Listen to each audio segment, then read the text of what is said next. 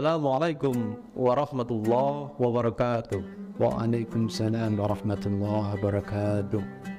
Bismillah, alhamdulillah, Sayyidina Muhammad bin Abdullah wa ala alihi wa ashabihi wa mawala, la hawla wa la quwwata illa billah, amma ba'da. Allahu Akbar, Allahu Akbar, Allahu Akbar, walillahil hamd. Hadirin pemirsa di rumah yang dimuliakan Allah, jumpa bersama kami pengurus cabang LDNU Kabupaten Sidoarjo dalam acara Cangkruan dengan tema menyambut Hari Raya Idul Fitri sebagai perwujudan hablum minan nas. Dapat puji syukur dari Allah Subhanahu wa taala kita haturkan di kaulina alhamdulillahirabbil alamin atas segala limpahan nikmat, rahmat, taufik serta hidayahnya. Pada kesempatan hari ini kita berjumpa dengan momentum Idul Fitri yang penuh bahagia. Salawat dan salam senantiasa tercurah kepada baginda Rasul Muhammad sallallahu alaihi wasallam dengan undan doa sallu ala Nabi Muhammad. Allahumma shalli wa sallim alaihi. Hadirin pemirsa di rumah yang dimuliakan Allah, pada pertemuan ini hadir di tengah-tengah kita Wakil Ketua Pimpinan atau Pengurus Cabang LDNU Kabupaten Sidoarjo, yakni Gus Muhammad Basar. Selamat malam Gus, sugeng dalu. Selamat malam. Dalam momentum yang berbahagia ini, dalam suasana Idul Fitri ini, jika dikupas tuntas oleh pemateri kita, bagaimana kita mensikapi dan berbuat dalam merayakan Hari Raya Idul Fitri ini. Kepada Gus Muhammad Basar, kami persilakan untuk memberikan pemaparan kepada pemirsa di rumah. Silakan Gus. Baik, saya mulai. Assalamualaikum warahmatullahi wabarakatuh. Waalaikumsalam warahmatullahi wabarakatuh. Bismillah, alhamdulillah, salatu wassalamu ala rasulillah wa ala alihi wa sahbihi wa mawala. Asyhadu an la ilaha illallah wa la syarika lah, wa asyhadu anna Muhammadan abduhu wa rasuluh la nabiyya ba'da. Amma ba'd. Yang saya muliakan Ustaz Yahman selaku pengurus lembaga dakwah Nahdlatul Ulama cabang Sidoarjo. Kemudian yang saya hormati juga para pemirsa, khususnya di channel kita, channel lembaga dakwah Nahdlatul Ulama. Ini sebenarnya kita sudah punya nama, yakni Dasi Dakwah Sidoarjo. Itu nanti ke depan mungkin akan kita jadikan brand kami, ya, brand lembaga dakwah Nahdlatul Ulama. Sebelum begini Ustadz, sebelum saya masuk ke materi, saya ingin menjelaskan sedikit kenapa sih kok ada gitar di sini, ya kan? Ya. Sepertinya yang kemarin-kemarin yang beberapa minggu yang lalu teman-teman podcast atau talk show tapi tidak ada gitarnya, tapi ketika saya ada di sini kok ada gitarnya. Kenapa sih? Sebenarnya saya itu ini suka terhadap musik, ya, khususnya musik gitar.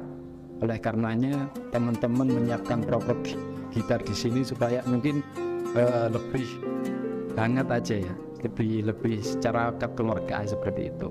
Dan menurut saya kalau misalkan seseorang suka gitar atau bisa memainkan gitar itu tidak dihukumi haram, jadi mubah atau boleh.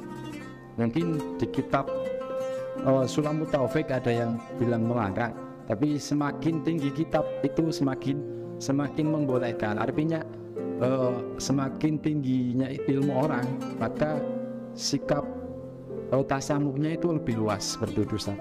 Jangan sebagai bisa untuk media dakwah atau media keagamaan dan seterusnya itu, Ustaz, ya. Betul, Ustaz, ya. Kebetulan kiai yang saya favoritkan itu salah satunya ya Gus Muafik gitu, ya, yang biasanya kalau dakwah juga kadang-kadang melibatkan gitar. Begini Ustadz, saya mungkin lebih afdolnya menyuplik ayat Al-Quran dulu mungkin, ya. Ya. Dalam Al-Quran surat Al-Anfal mengatakan a'udzubillahi minasyaitonirrajim, bismillahirrahmanirrahim, fattaqullaha wa aslihu dzata bainikum. Jadi terkait materi yang kita bahas, yang kita ulas malam ini terkait masalah setelah 1 bulan lamanya kita melaksanakan ibadah puasa dan ritual ibadah yang lainnya, bagaimana sih kita mengaplikasikannya ketika sudah Idul Fitri? Betul. Jadi seperti ayat yang saya sebutkan tadi, fattaqullaha wa aslihu dzata bainikum. Bertakwalah kepada Allah dan perbaikilah hubungan kalian dengan sesama manusia. Jadi setelah kita melaksanakan ibadah puasa sebulan penuh, otomatis artinya kita kan memperbaiki hubungan kita dengan Allah Subhanahu wa taala. Yatimul hablum minallah. Itu kalau sudah kita laksanakan ibadah puasa 1 bulan, maka apa yang kita lakukan untuk supaya ketakwaan kita ini lebih sempurna di hadapan Allah? Maka hablum minallasnya diselesaikan juga. Dengan cara silaturahim, kunjung-kunjung. Kalau kita di tanah Jawa biasanya yang lebih tua dulu diparani ya kepada orang tua khususnya gitu. Pada kakak-kakak nomor 1 ya. Kemudian setelah ayat Al-Quran tadi ada juga hadis yang menyebutkan terkait masalah hablum minan nas ya. Jadi la yadkhulul jannata qati'un rahimun. Ini hadis yang diriwayatkan langsung oleh Imam Hakim. Jadi beliau mengatakan tidak akan masuk surga orang yang memutus silaturahim. Ya, jadi kalau biasanya pada anak-anak muda itu memutus hubungan pacaran, itu malah hukumnya bagus gitu. Artinya beliau memutus maksiat, sarana untuk itu. Maksiat, betul, arah ke maksiat, memutus hubungan maksiat. Tetapi karena ini tentang kebaikan, yakni silaturahim sesama manusia, maka jaminannya itu tidak main-main. Apa jaminannya? Yakni surganya Allah Subhanahu wa taala. Tentunya dengan memaafkan yang betul-betul memaafkan ya, bukan hanya sekedar abeng-abeng lambe, bukan ya. Jadi harus betul-betul yang keluar dari dalam hati yang paling dalam. Allah menjanjikan dalam hadis tadi bahwasanya jaminannya adalah surganya Allah Subhanahu wa taala. Alhamdulillah, menarik sekali apa yang disampaikan oleh Profesor tadi. Sekarang menginjak dari beberapa pertanyaan yang masuk ke kita. Jadi ini yang kami sampaikan. Yang pertama, sekarang dengan zamannya digitalisasi, banyak dari kita, apalagi kita dari kalangan muda ini, Ustaz, menggunakan media sosial, Facebook, WhatsApp, IG dan terusnya. Ya, kalau pertanyaan yang muncul di kita, yang masuk ke kita, bagaimana hukumnya meminta maaf, menyambung silaturahmi melalui media sosial sama sistem online. Itu ya kira-kira begitu. Ini banyak yang kita jumpai ini karena kita juga punya teman dalam berinteraksi di dunia maya itu. Banyak yang masang story, masang dan seterusnya itu melalui media sosial. Kita mensikapi terkait masalah agama itu kalau bisa khususnya warga Nahdliyin ya, itu tidak harus atau sebaiknya jangan terlalu kaku lah nih, jangan terlalu kaku. Kita harus betul-betul mengikuti zaman. Jadi hukumnya itu yang pertama adalah boleh Ustaz. Menurut Imam Zakaria Al-Ansori, dia mengatakan wasilaturrahim ayu qorbati ma'mur biha ila akhirih. Menyambung tali silaturahim atau kekerabatan adalah diperintahkan, sangat diperintahkan. Yani tindakan Anda kepada kerabat Anda yang sekiranya dengan itu dianggap menyambung. Kemudian saling menyurati. Nah, di sini ada kalimat menyurati. Artinya kan sama juga dengan kirim WhatsApp, karena zaman dulu belum ada WhatsApp, belum ada media sosial. Jadi otomatis menggunakan surat menyurat ya. Kemudian saling berkirim salam dan lain sebagainya. Artinya beliau itu, kalau saya perhatikan, itu ulama yang sangat moderat. Jadi beliau itu sadar bahwasanya Islam itu ke depan pasti akan berkembang ya. Pasti akan berkembang, termasuk terkait masalah teknologi. Jadi yang pertama itu diperbolehkan Ustaz. Tapi juga sebenarnya ada yang menyarankan untuk langsung saja bertemu dengan orang yang mau diminta maafin. Ada juga literatur dari hadis yang disampaikan Rasulullah yang diriwayatkan oleh Abu Dawud, Imam Abu Dawud. Beliau mengatakan Rasulullah SAW, "Selama min muslimin yaltaqiyan fatasafahan ila akhirih." Artinya tidaklah dua orang muslim bertemu lalu saling bersalaman. Nah, di sini ada kata bersalaman, artinya kan otomatis kalau berjumpa langsung Ustaz ya, otomatis nggak mungkin salaman tapi kita di sini teman kita di Surabaya nggak mungkin ya. Artinya kita ketemu langsung dan salaman. Kemudian kecuali keduanya diampuni dosanya sebelum keduanya berpisah. Jadi selama beliau bertemu itu, maka otomatis dosanya juga diampuni Allah Subhanahu wa taala. Gitu Ustaz ya. Iya. Atas dengan sekarang kan posisinya menjadi ustadz di wilayah desa Tebel, khususnya Ustadz Yaman ini. Otomatis banyak santri-santrinya yang berkunjung ke rumah jenengan Ustadz ya. Nah, di sana juga melakukan minta maaf kemudian salaman. Ada yang mengatakan kalau di Jawa itu mengatakan orang yang bertamu ke rumah orang itu bagaikan orang itu bertamu membawa obat, membawa kebaikan, membawa kemaslahatan, pokoknya yang baik-baik, Membawa rezeki. betul, membawa rezeki apalagi Ustaz, pokoknya yang baik-baik itu dibawa semuanya ke rumah beliau. Meskipun dalam hakikatnya Zuhiro nggak ada, nggak bawa apa-apa, tapi sebenarnya hakikatannya itu sebenarnya bawa apa-apa, yaitu kebaikan, Adalah kebaikan. segala kebaikan Ustaz, betul. Nah kemudian setelah datang minta maaf silaturahim, lah pulangnya itu racun, keburukan ya, kemudian penyakit, segala keburukan itu dibawa pulang oleh beliau, kemudian hilang, dibuang di jalan-jalan, pokoknya udah dikeluarkan semuanya. Begitu tadi. Kalau saya dikasih tahu bapak saya di rumah dulu seperti itu. Jadi ojo nolak tamu, meskipun tamu itu katakanlah lama nggak jumpa, kemudian kamu akan ini curiga, jangan, tetap disambut saja karena beliau itu membawa kebaikan dan ketika pulangnya itu membawa keburukan. Gitu Ustaz. Membuang segala keburukan. Membuang segala keburukan. Kemudian begini Ustaz, ada pertanyaan kedua. Momentum hari raya adalah momentum kebersamaan, momentum kumpul bersama keluarga. Ini akan terasa indah ketika keluarga besar kita memang hadir, berjumpa, berkumpul bersama-sama kita. Tetapi Ustadz, barangkali ada dari sebagian kita itu mungkin tanda kutip sudah ditinggal salah satu orang tuanya atau keduanya. Nah ini seolah-olah kan di adat Jawa kita sedikit banyak sudah kepaten obor itu ya. Artinya masing-masing keluarga misalkan 6 bersaudara, 5 bersaudara, 2 bersaudara dengan rumah dan tempat tinggal yang berbeda. Kadang dengan begitu mungkin enggan datang ke kampung halaman atau datang ke rumah induk karena merasa yang dituju orang tua sebagai induk kita sudah tidak ada. Nah, kira-kira bagaimana kita mensikapi itu Ustadz agar tali silaturahmi ini kemudian kita mengamalkan hadis Nabi tadi, kita saling menjaga silaturahmi, membuang segala keburukan, mendatangkan rezeki, mendatangkan segala kebaikan itu kiat-kiatnya mungkin perlu pemirsa ini diberi keterangan Ustaz. Kira-kira gimana Ustaz?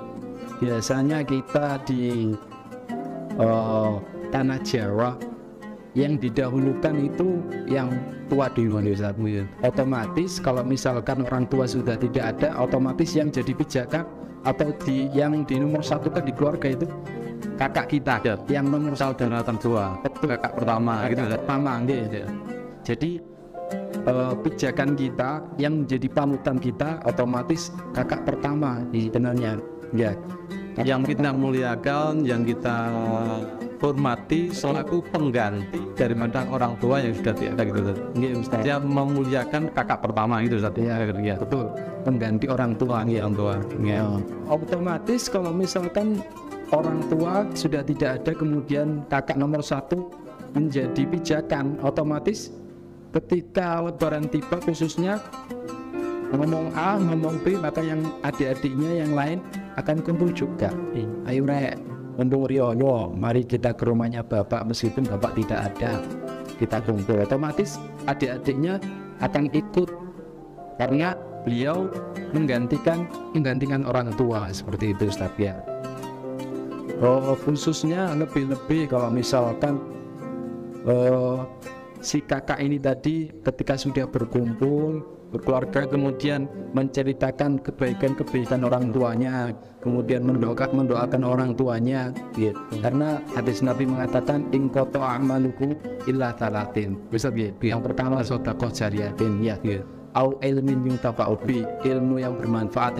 Yang terakhir ini au walatin sholihin, ia ada orang tuh misalnya. Jadi orang yang notabene soleh, kemudian beliau mendoakan orang tuanya, maka pahalanya ini loh tidak bisa terputus-putus. Ila kapan? Ila yaumil qiyamah ingkoto amalu illa talatin. Jadi 3 itu. Jadi kalau kakak kita sudah jadi pijakan sebagai pengganti orang tua dan adiknya ikut, maka yang selanjutnya dilakukan adalah mendoakan orang tua.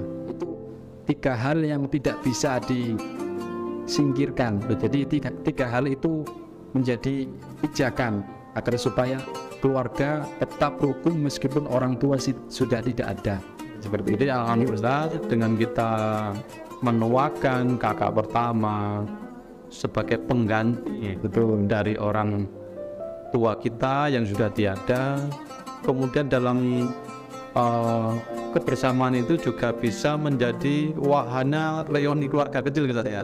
Mungkin menceritakan kita dulu 4 bersaudara, kakak bungsu ini seperti apa, adik bungsu, adik dan seterusnya, itu bisa kita ceritakan kepada keluarga kecil kita itu yang ada atau yang kumpul pada waktu itu, sehingga kebersamaan itu senantiasa terjaga.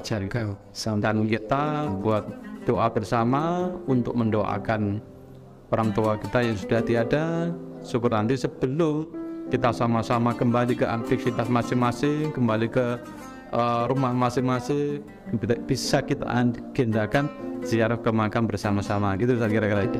Sangat sekali Ustaz, alhamdulillah.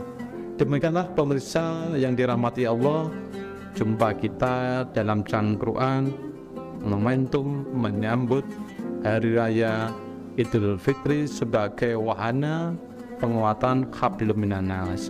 Mudah-mudahan kita semuanya diberi kekuatan, kesehatan, umur dan panjang, dan akan bisa berjumpa dalam session dan event berikutnya.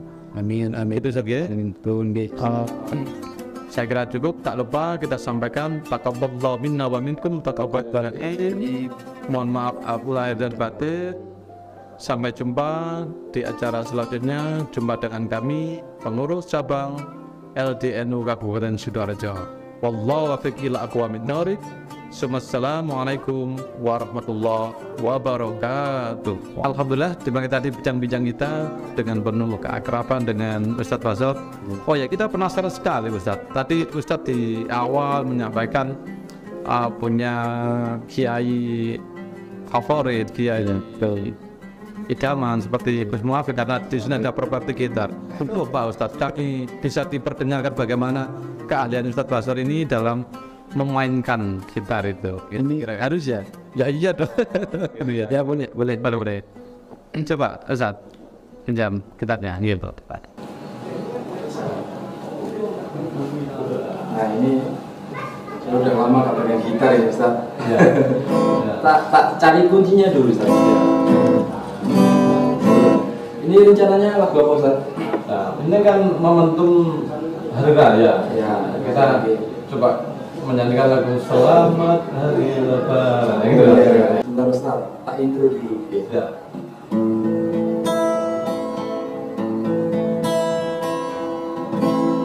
Selamat Hari Lebaran, minal aidin wal faizin. Mari bersalam-salaman, Mari bermaaf-maafan, selamat hari Lebaran. Minal aidin wal faizin, mari bersalam-salaman, saling bermaaf-maafan.